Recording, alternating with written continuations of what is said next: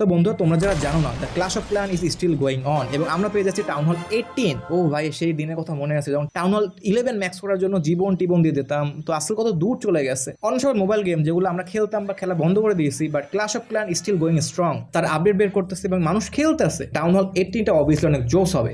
মানে তারা না একটা স্টোরি আনা ট্রাই করছে, আর টিপিক্যালি একটা আপডেট দিয়ে দেয় না যে আপডেট হয়ে গেছে।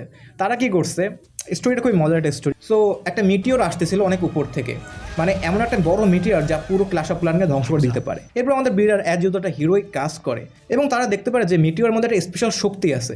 এরপর সেই বিল্ডার সেই শক্তিটা নিজের হাতুড়ির সাথে মার্চ করে এবং সকল বিল্ডাররা মিলে একটা হিউজ একটা জায়ান্ট ক্যাচার তৈরি করে, যা দিয়ে তারা সেই মিটিওরটা ধরা ট্রাই করবে।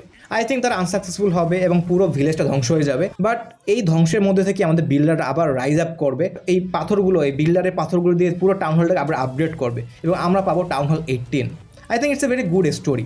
আমাদের সব কিছু একদম একটা স্পেস রক টাইপের, মিটিওর টাইপের একটা এনভায়রনমেন্ট চলে আসবে। লেটস সি কি হয়।